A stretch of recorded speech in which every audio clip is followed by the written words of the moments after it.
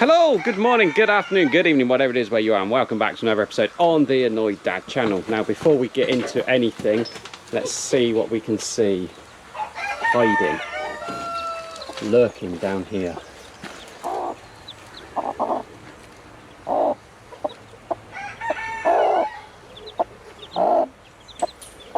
It's Mrs. Chicken with some chicks. She decided to nest underneath the shed there, and she's hatched out some chicks. So, as you would have seen from the title, the government are coming. So we've had a bit of a tidy up. Today we are due a visit from the APHA vet, APHA, however you want to describe it.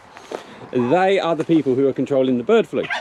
So you might have seen in previous videos we've said that we are within the 10-kilometre observation zone for bird flu.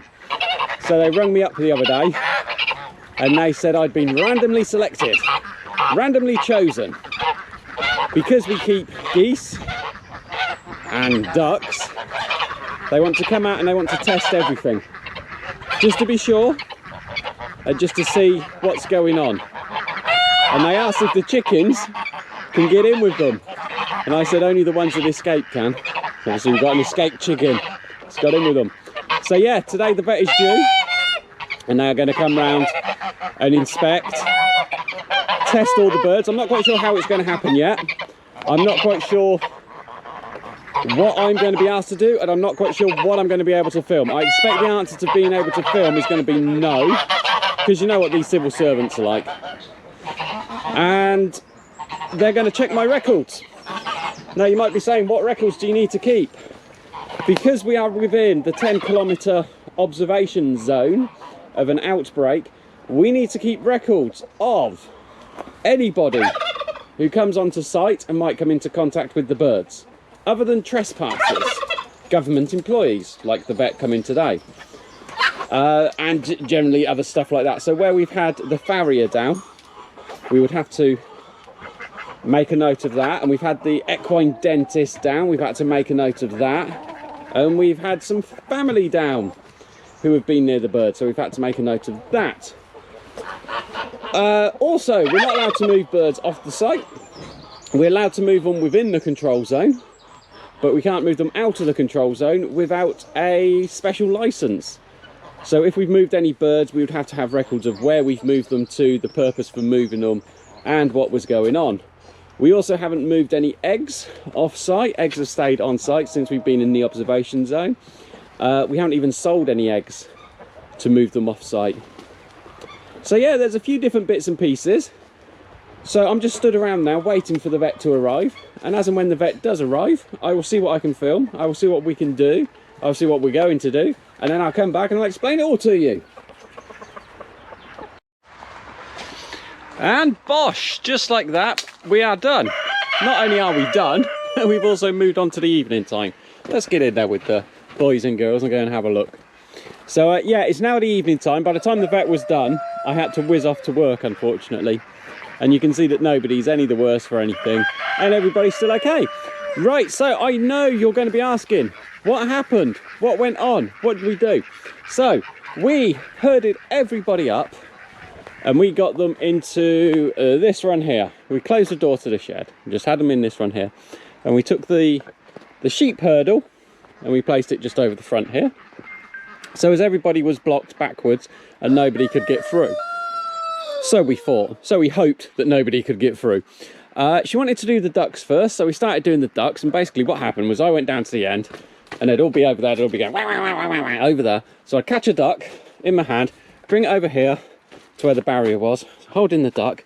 She was stood just there, and she'd done like a PCR swab test on it, one of the COVID tests on it, but rather than it being up your nose and down your throat, it was just a down your throat one.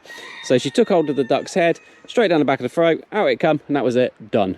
Duck goes free, go and get the next one, next one, next one. But we did have a couple of ducks who decided that they were going to be pains in the butts, and they ran back in, which was a nightmare.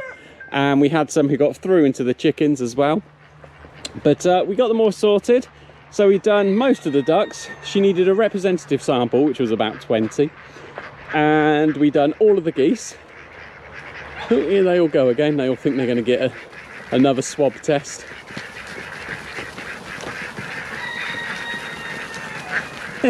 Nutters, a lot of them. So they were all done, and it was good just to be able to talk and get some views and opinions and some advice. I'm not sure how much of it I can repeat. Obviously I didn't do any filming because that would have been an instant no.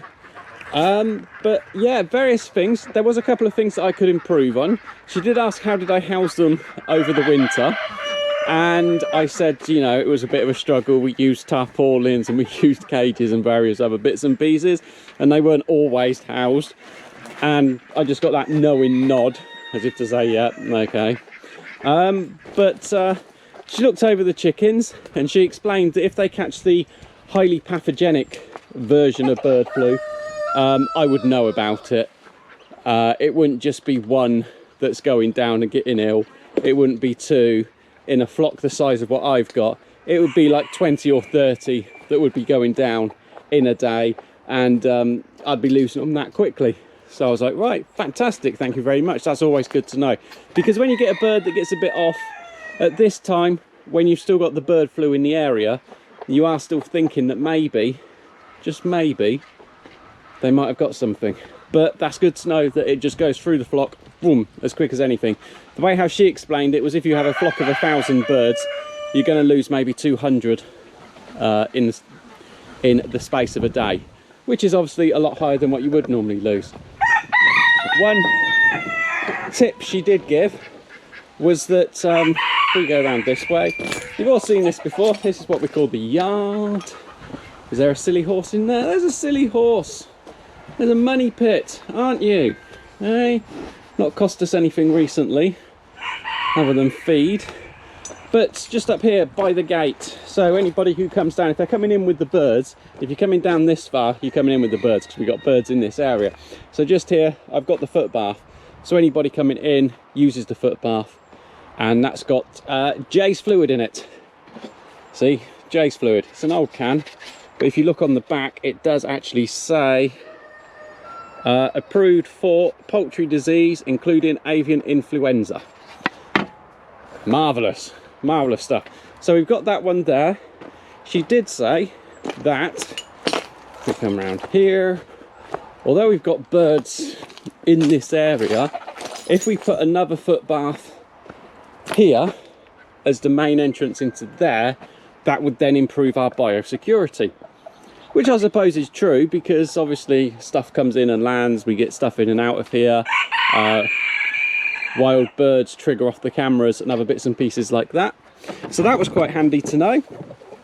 I did ask 1,000,001 questions about the bird flu and everything else like that, and I did get some answers.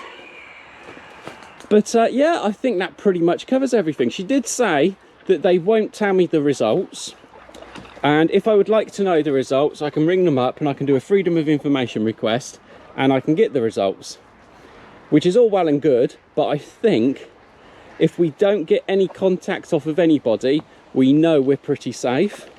But if they do contact us, then we know we might have a little bit of a problem. I think that's the best way to look at it. And the other thing that she said was that in this area, they're doing the tests every 21 days of various premises, and because I've got more than 50 birds, I'm classed as a commercial premises. So they're doing the tests, and we know of a few other people who have also been done with these tests, and they're saying that they're looking fairly soon, if everything goes to plan, that they will be removing the restrictions from our area fairly soon, which will be fantastic, because then it will mean that these ugly hybrid Polish naked neck things can all be sold and they can be moved off the premises, because currently we can't move them. So yeah, there we go. I do apologise that I couldn't show you any more of what the actual test was doing and what was actually going on, but I thought you would like to hear about it anyway. So thank you so much for watching. If you have not already done so, please do hit that subscribe button, hit the like button, leave us a comment down below, and until next time, bye bye.